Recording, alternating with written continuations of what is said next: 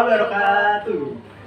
Ketemu lagi di podcast Pias 17 bersama MC yang kece, gue Gilang dan saya Fitriani. di narasumber kita, narasumber kita hari ini. Nurdian.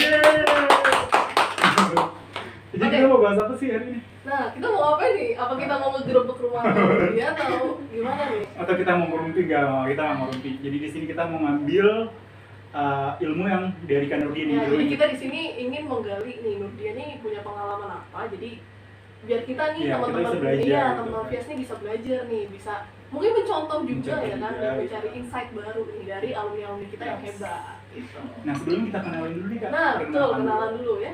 Oke. Halo teman-teman, kita panggilnya teman-teman aja ya, kita masih seumuran anggap aja kayak gitu. Kenalin, nama saya Nurdia, biar fokus nggak apa-apa ya. Ya, nama saya Nurdia, biasa dipanggil Hikari, jauh banget ya. Hikari itu adalah nama pena saya kak, jadi ketika aku lulus, aku cari nama pena yang sekiranya kalau di dunia maya orang-orang gampang kenal. Pas. Hikari-chan gitu ya. Lucu ya kayak di anime-anime. Iya, karena aku ada ketertarikan sama Jepang, jadi Hikari itu menjadi salah satu nama pena saya gitu.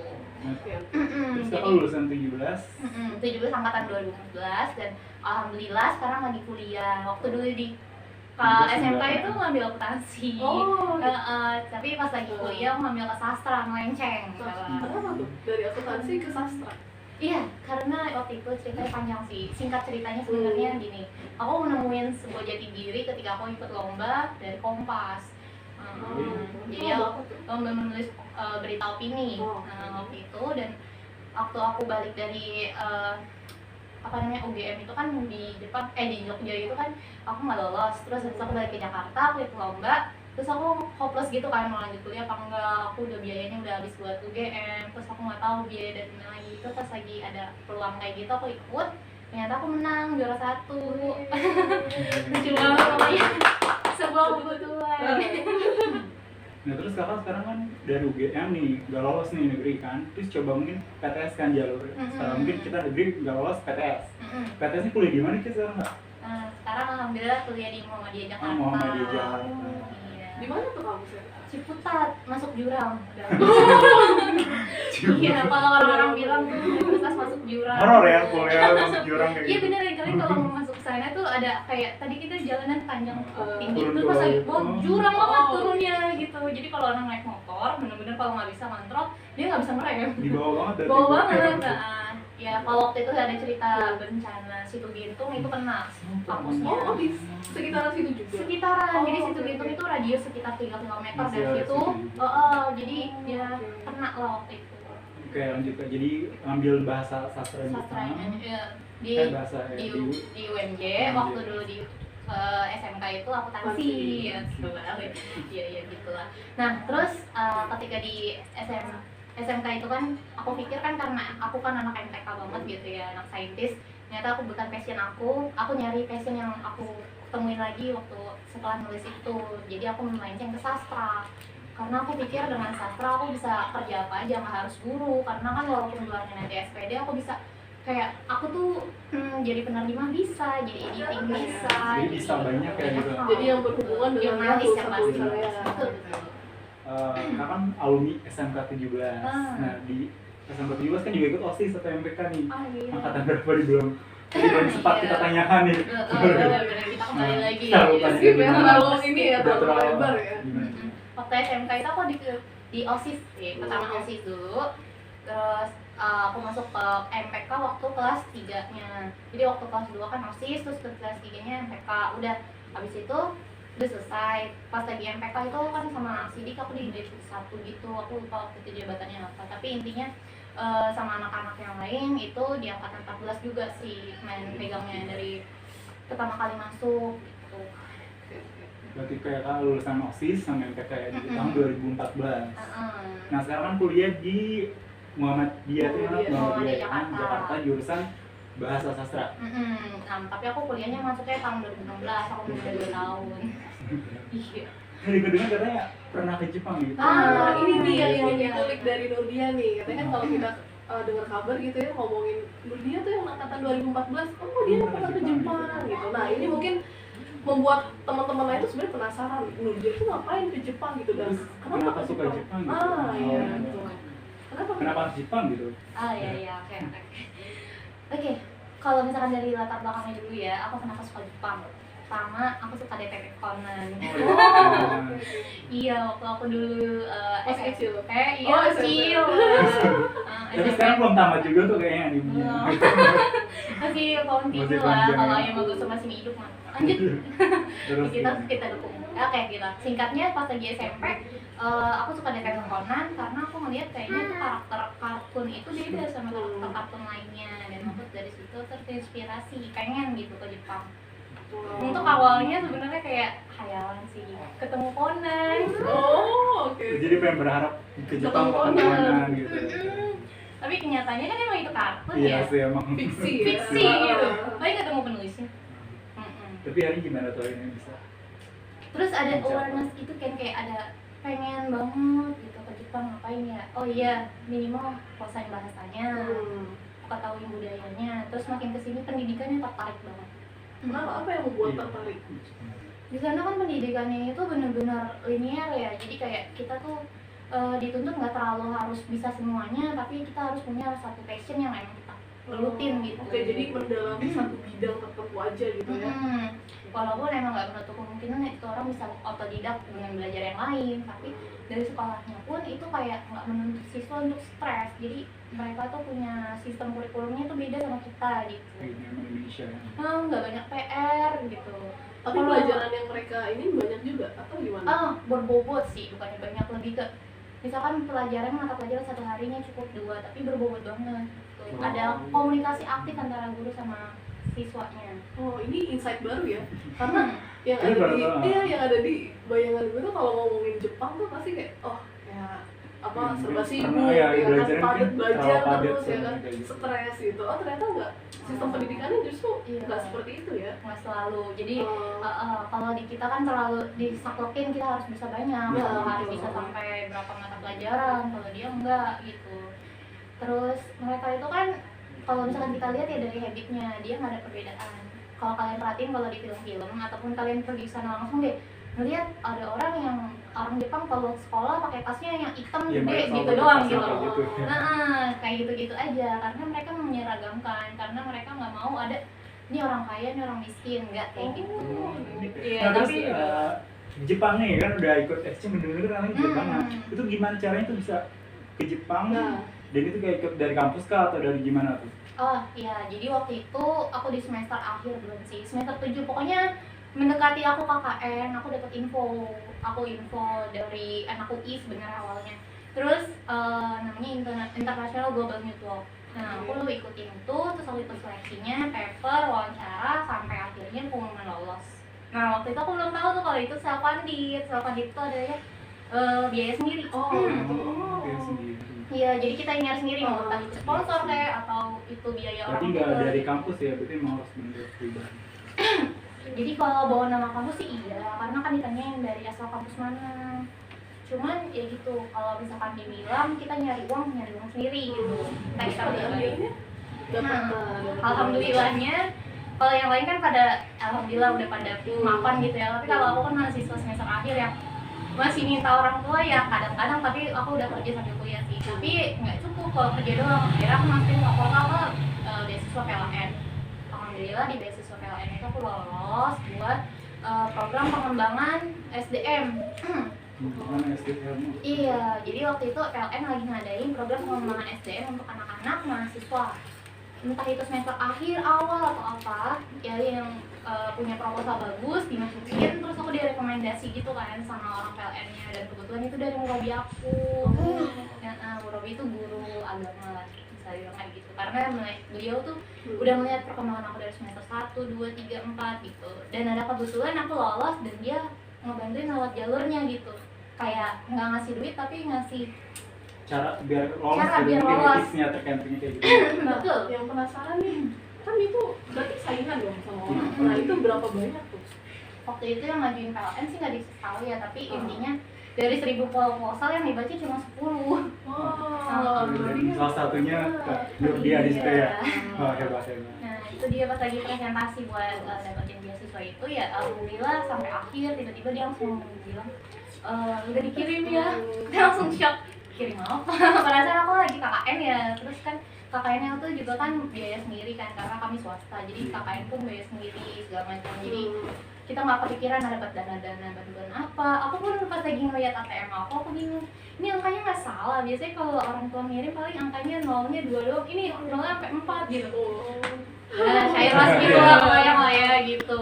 Dan itu yang PL itu lolos gitu ya? Lolos gitu, jadi puluhan juta dapat dari PLN, terus habis itu udah beliau cuman syaratnya ya pulang ke sini bawa LPG-nya cuma buat bukti kalau kita udah kesana gitu, dan sharing aja nantinya kalau misalkan dibutuhin suatu waktu untuk anak-anak binaan PLN kan itu yayasan bina Baitul Mal. Ya jadi dana-dana dari orang-orang PLN dicampurin semua di situ. Terus alhamdulillah padahal itu kan mendekati hamil seminggu aku belum mesen tiket pesawat ya. Terus gimana akhirnya bisa? Akhirnya ketika itu lolos langsung aku bayar semua, ditambah lagi dapat sponsor lagi. Waktu itu sih aku ngajuin ke Pak Anies Baswedan. Iya, aku sampai ke Anies Baswedan juga. Cuman dari Depdikbud sih yang akhirnya dikeluarin SK bahwa aku tuh bisa free untuk ngurus-ngurus kayak visa, paspor gitu. Jadi itu bener-bener kayak dalam waktu sebulan, hampir sebulan tuh aku ngurus cepet banget, 3 minggu, hampir 3 minggu selesai. Terus tinggal 1 minggu tinggal beli tiket pesawat. Jadi hamin 3 hari aku baru konfirmasi ke pihak panitianya. Jadi kayak gitu, dia kayak dulu. oh iya Dulu ya permisa. Lagi agak Ini menarik sih ya, maksudnya karena memang kalau kita mikir tuh kalau kita pengen kuliah ke luar negeri tuh pasti biaya, administrasi dan pasti kemampuan gitu. Dan mereka punya cara lain juga harus kita warin gitu ya. Nah gitu. Keren. Nah sekarang yang jadi pertanyaan adalah kalau pas Nurdia ini ke Jepang tuh kan exchange. Nah Nurdia tuh di sana belajar kah gitu ya? Kayak kuliah biasa di Jakarta atau mungkin ngelakuin penelitian atau observasi atau kayak gimana? Atau jalan-jalan doang atau gimana? Ya kalau dibilang jalan-jalan sih enggak sih, tapi kita ada studi banding, kita belajar juga di Todai. Jadi kita kan mengunjungi 2 universitas ya, Tokyo University sama Waseda, tempatnya Jerome. Ya kalian pasti tahu lah youtuber yang terkenal Jerome yang lagi dapat hits banget. Jadi aku awalnya sih kepikiran kalau di Todai itu aku pikir ada jurusan yang aku bisa gitu. Ternyata kan kita kelilingnya di FMIPA. Melenceng jauh kan ya dari sastra ke MIPA. Beda. Jauh beda aliran langsung. Terus apa itu di sana? Nah, pas lagi di FMIPA pun ternyata itu bisa di cara paling sederhana mereka ngajarin kita orang-orang yang dengan background yang beda-beda adalah gimana caranya recycle sampah. Jadi kayak sistem pembakaran, terus pemisahan. Kalian pernah dengar kan ya kalau di Jepang itu sampahnya itu sangat rapi. Dan itu sangat dipilah-pilah ya. Jadi sampah basah. Ini kota bersih kan emang. Bener. Kalau yang buang sampah sembarangan ya kena denda ataupun nanti kena tilang segala macam ya, banyak hukuman. Dan kesadaran di sana orang-orang sana emang sangat kuat. Ya orang-orang bilangnya katanya orang Jepang itu cuek-cuek ya, nggak mau disentuh, nggak mau apa. Tapi kenyataannya ya, kalau aku alhamdulillah waktu di bandara pun mereka butuh bantuan, kita ngomong kita itu langsung pak back ya. Jadi ada tanya jawab. Rasa jiwa menolong di orang Jepang emang lebih empatinya tinggi. Gitu. Jadi mungkin kalau anggapan orang Jepang itu individualis mungkin hanya beberapa yang ditemuin kali ya. Mungkin kebetulan dia lagi dapetin orang yang sensi habis di pecat atau apa itu kan nggak tahu ya. Tapi pada dasarnya orang Jepang tuh ada yang baik kok, tenang aja. Jadi walaupun kita ngerasa kita nggak bisa mengganggu privasi orang Jepang, iya, karena kan tiap orang bahkan bukan orang Jepang doang, Indonesia kan ada yang tertutup kan, yang nggak mau kayak misalkan ini privasi gue nggak boleh dilewat gitu kan, nggak harus dari latar belakang suku dan negara gitu. Terus belajar apa tuh? Kalau di sana itu selain recycle itu kita belajar juga soal gimana cara membangun robot. Kalian tahu kan robot? Iya. Jadi kita diantarin ke Panasonic, terus kita tahu dunia 4G udah bukan 4G jadi 5G sekarang. dunia di sana 5G. udah kecil. Udah semuanya, jadi digitalisasinya semua di sana. Kayak kita kayak kalau di sini kan kayak main PS ya, kita udah bener-bener ngerasain kita yang main gitu sih. Jadi kayak dunia virtual ya. Virtual, kayak masuk ke dunia itu dunia ya. game langsung yang Oke. udah luar biasa. Kalau di Asian Games kalian pernah datang waktu itu kan Telkomsel udah nyajiin 5G gitu, jadi kayak promosi ya. Aku kan SPG Gitu. Ini tidak disponsori Tidak Tidak sponsor. sponsor ya apapun. Tapi kalau sponsor boleh kok nggak apa-apa. Betul. Ya, jadi kayak gitu. Kalau di sana di Jepang emang udah semuanya 5G. Jadi kayak Tangannya. benar-benar Panasonic itu mengembangkan teknologi terbaru untuk orang Jepang. Kenapa? Makanya supply terbesar terbanyak di Asia itu adalah negara Jepang gitu. Dari segi kendaraan atau teknologi gitu masih menduduki nomor pertama. Alhamdulillah pas lagi di sana selain itu semua juga ada lagi namanya itu pengajaran tentang gimana sistem tata kota. Sistem tetap Itu apa tuh yang dipelajarin tuh? Kita ngelihat gimana caranya pemerintah di sana tuh mengatur negara-negara wilayah-wilayah distrik ya, kalau di sana yang namanya distrik itu terpilah-pilah tapi nggak memisahkan gitu antara anak kota terus anak desa, itu nggak di perbedaan, nggak terlalu kayak gitu.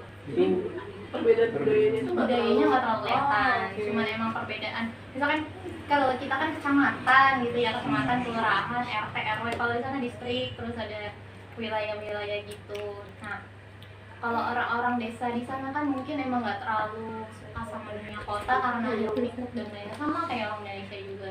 Tapi yang lebih ditekankan di sana tuh rasa ini ya, menghargai alam. Oh, Jadi kalau orang desa di sana tuh benar-benar mencintai alamnya tuh sangat tinggi. Kita nggak boleh Karena sembarangan mungkin ya, karena mungkin mereka masih berhadapan langsung ya dengan alam yang masih asli gitu betul ya. sekali. Kan kalau orang kota kan ngeliatnya macet, ya kan, rame gitu. Beda banget. Jadi di sana tuh banyak banget sih pelajaran yang bisa diambil.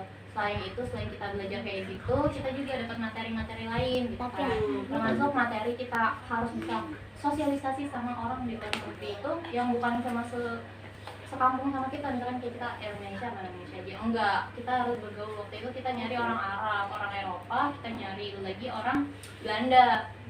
Ternyata dari berbagai macam latar belakang yang paling ramah ternyata orang Eropa. Oh iya. Saya nggak kebayang ya.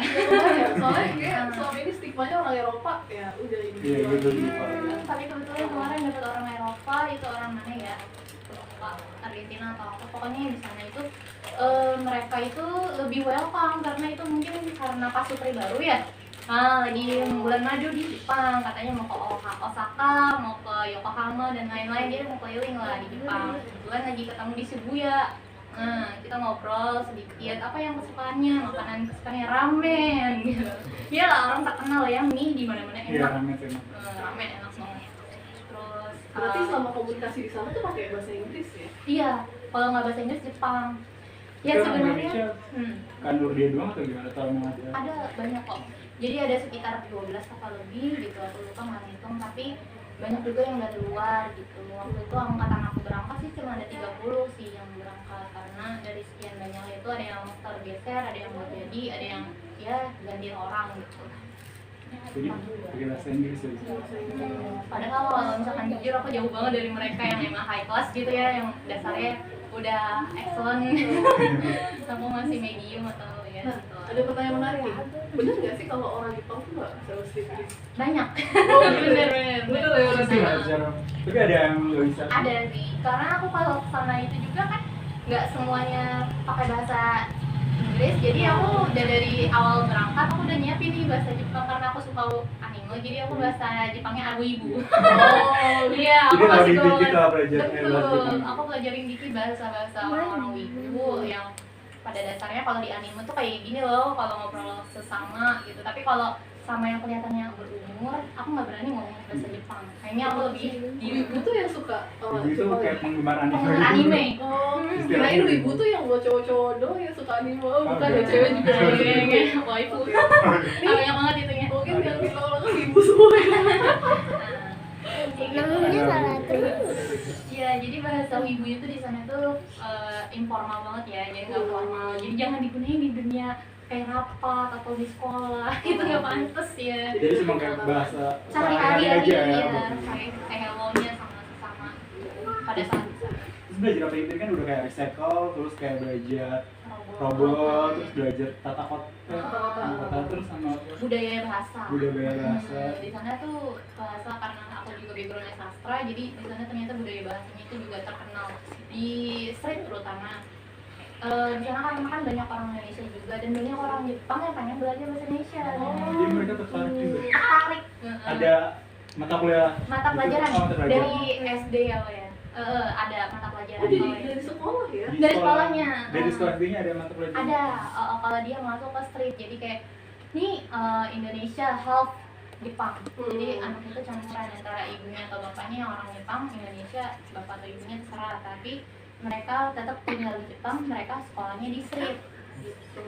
Street itu singkatan apa sih? Kayak Sekolah Republik Indonesia Tokyo. Jadi itu khusus untuk anak-anak yang emang Campuran gitu ya? campuran, Oh, ya oke. bule-bule lah. Bule Iya, Jepang. half ya dicampur.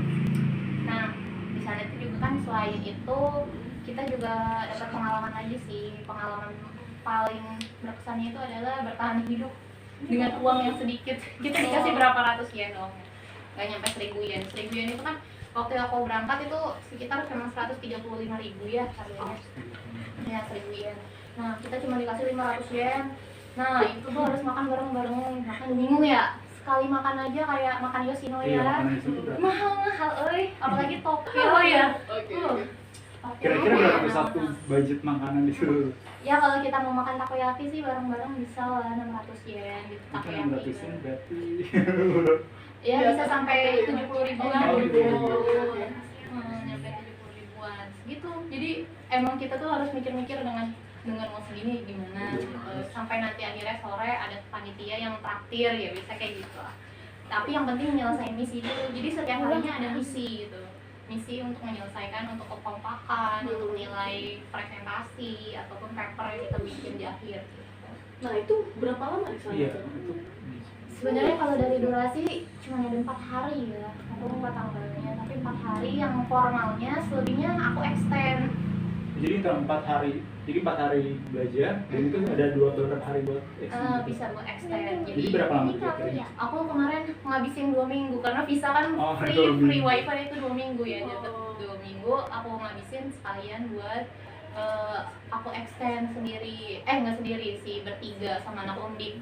Itu juga kenalnya di Instagram, Instagram. langsung. Jadi pas lagi aku dapet pengumuman lolos, aku bingung mau nyari siapa ya, aku langsung cari-cari yang sekitar ini nih baru. Terus tiba-tiba kenalan, terus tiba-tiba katanya aku mau ini, kamu mau nggak ikut extend? Ya udah aku ikut. Nah jadi kayak iya gitu. Pas lagi di bandara ya ternyata kita klop, ya udah Satu frekuensi ya. satu frekuensi gitu. Teman baru juga ternyata. Nah, menarik tuh ya, Keren sih. ngomongin pengalaman Nurdia waktu di Jepang gitu. Nah, mungkin teman-teman juga di sini ya, teman-teman alumni atau teman-teman lain yang nonton video ini mungkin punya apa ya, punya keinginan ya juga untuk ke mungkin Jepang, ya. mungkin untuk ya sekedar jalan-jalan atau mungkin untuk lanjut studi Iya, gitu. itu tadi. Mungkin Nurdia ada Rencana mungkin. Iya pasti lah. Ngelihat kondisi di sana lebih maju dan apalagi ada peluang kalau S2 di sana lebih cepet ya, pengen banget sih. Tergantung nanti insya Allah kalau ada rezeki, ada panjang umur atau memang ada dukungan dari suami. Masya Allah udah ngomongin itu ya. Oh, oke. Berarti dari calonnya ya. Itu baju udah sama teman-teman. Iya, masih ikhtiar sih. Entah dapat calonnya orang sini apa di sana kan ya nggak tahu. Kalau misalkan dapat orang sini ya mungkin nyarinya di sini dulu gitu. Tapi kalau misalkan di sana ya insya Allah kita bisa kuliah bareng di sana kan. S2 bareng. Punya cowok idaman ya. Oke, nah Kak Nurdia nih. Terus kayak selama SCM pasti kan punya lika-liku gitu kan. Kan kita kayak sedih, senang gitu. Ada nggak sih satu hal yang dimana kayak sempat down atau sempat kayak ada satu kondisi di mana kita rapuh gitu dengan kondisi itu, pernah nggak sih? Karena itu detik-detik mau pulang, uangnya habis.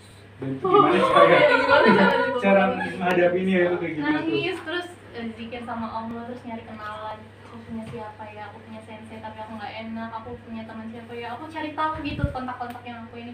Tiba-tiba aku langsung kepikiran sama salah satu orang, dan dia dulu guru bahasa Jepang aku juga yang kenalin aku. Dia YouTuber juga sih, tapi nggak usah disebutin namanya. Akhirnya kita ketemu lah di Shibuya Street lagi tuh, ketemuan. Terus habis itu kita ngobrol-ngobrol, ternyata dia nitipin sesuatu buat calonnya. Ya akhirnya aku jadi pelantara dia antara dia sama calonnya buat nitipin oleh-oleh itu, karena dia kan baru sahur pertama buat balik lagi. Terus dia belum bisa pulang. Pas lagi itu aku cerita juga sama dia, Kak bisa nuang Kak di Jepang, aku bingung mau apain, mau bawa oleh-oleh juga nggak ada gitu. Mau minta transferan gak enak gitu. Terus akhirnya aku langsung kode sama dia, kode lagi bahasanya ya, jadi kayak cerita gitu curhat. Terus akhirnya dia peka, dan kebetulan waktu itu kan karena udah gak ada penginapan lagi, di detik-detik terakhir kita nginep di Wisma Kedutaan Republik Indonesia. Kebetulan salah satu tim kami yang waktu itu extend itu adalah mantan anak kedutaan. Jadi waktu itu dia pernah sempat apa ya, dia sempat karena dia anak kedutaan, dia sekolahnya pindah-pindah dari Afrika ke mana gitu. Terus akhirnya dia masih punya saudara, punya temen gitu, dan temennya itu masih ingat sama almarhum ayahnya, dan kita boleh nginep di situ. Pas lagi di situ aku udah ngomong, tiba-tiba teman aku datang, aku udah di depan, aduh bes keluar dong, mau ngapain Kak? Katanya kemarin katanya kehabisan uang, udah pakai dulu nih uang saya gitu. Terus gantinya gimana? Doa. Masya Allah. Iya, terus bersyukur banget. Beliau akhirnya bisa pulang gitu. Subhanallah. Jadi kayak alhamdulillah bersyukur banget. Ini nggak apa-apa, ada tamu nih. Oke. Akhirnya jadi kayak ternyata doa itu sangat penting ya saat kita benar aku. Nah Kak, ada nggak sih udah nih saran buat saran nih buat teman-teman Ya, mungkin, podcast Bias 17 nih? Ya mungkin teman-teman ya tadi ada yang mau ke Jepang untuk liburan doang, atau emang suka banget sama Jepang, terus juga mungkin pengen lanjut studi di sana gitu. Mungkin ada pesan-pesan atau tips dan motivasi mungkin untuk teman-teman juga. Jadi kalau pesan dan kesan ya untuk teman-teman di sana yang lagi pengen berjuang untuk mimpinya terutama, jangan pernah putus semangat gitu, karena ikhtiar itu akan mengantarkan kita pada doa yang kita sampaikan gitu. Karena doa, usaha, tawakal itu akan mengantarkan kita pada yang namanya itu kesuksesan gitu. Nggak ada yang nggak mungkin. Contohnya aku udah gagal PTN tapi masih bisa gitu untuk bisa meraih impian. Jadi kalaupun ada kesempatan yang tertutup satu, masih ada 1000 kesempatan lainnya gitu. Ada pintu-pintu lainnya yang kita bisa tutup gitu. Jadi jangan pernah nyerah ya, meskipun susah gitu ya. Susah. Selalu yakin aja. Iya, Pasti akan ada jalan, betul. Jujur aku berangkat ke sana pun sebenarnya TOEFL aku nggak tinggi-tinggi amat, nggak kayak orang-orang gitu. Tapi karena emang ada bantuan dan memang tim aku itu sportif banget, alhamdulillah mereka membantu gitu kan. Dan singkat cerita sih sebenarnya yang perlu ditekankan pentingnya relasi. Ya, jadi kalian percaya nggak ada orang di sosial media yang tiba-tiba ngasih 1000 yen gitu aja? 1000 yen, 10.000 yen, 10.000 yen, 1.300.000. Orang yang kita nggak kenal awalnya, kita cuma kenal di sosial media. Tiba-tiba dia ngasih segitu aja, cuma dengan alasan kita nggak punya uang. Tiba-tiba langsung ternyata. The power of relation. Iya, kasih ya. Ini kan dia untuk ilmunya nih. Kita udah banyak belajar dari kan dia nih. Dapat wawasan Dapat baru wawasan ya, baru dan juga ya. pengalaman dia yang menarik gitu. Semoga ini jadi sesuatu yang bermanfaat untuk teman-teman dan juga bisa jadi pelajaran baru ya bagi teman-teman yang bisa bisa menambah motivasi ya. Menambah mungkin menambah pengetahuan juga teman-teman, mungkin ya teman-teman yang ingin ke Jepang gitu ya. Jadi kita juga belajar gimana cara berjuang, dan kayak saat kita gagal di satu hal banyak pintu lain, jadi kayak semua pasti ada jalannya gitu kan. Intinya jangan putus asa, Jangan putus asa. apapun itu ya. Selalu berdoa dan intinya yakin dengan tujuan yang kita inginkan. Ya, betul. Nah, makasih buat Kak Nurdia udah makasih menyempatkan waktunya di podcast Bias 17. menyempatkan waktunya, menyempatkan tempat Tempatnya kita jadi juga, kayaknya ya. di rumah Nurdia Ya, ya. itu. Luar biasa. Makasih banget. Makasih banget. Nah, mungkin teman-teman ya ikutin terus podcast kita ya. Sebelumnya maaf ya kalau ada kekurangan ya, namanya juga masih newbie lah gitu ya. Jadi ikutin terus podcast kita ya. Jangan lupa. Nah, jangan lupa apa? Bilang Subscribe dan Share, like. like, ya. share. Jangan lupa like, comment, Pokoknya dan jangan like sampai subscribe. kalian. Oke. Oke. Mungkin satu bahasa Jepang dari kita harigat. Apa sih? Arigato gozaimasu. Arigato gozaimasu. Jangan lupa like, Jangan lupa like, komen, dan komen, dan subscribe. subscribe. Arigato Arigato gozaimasu. Oke, dari Vias 17, wassalamualaikum warahmatullahi wabarakatuh.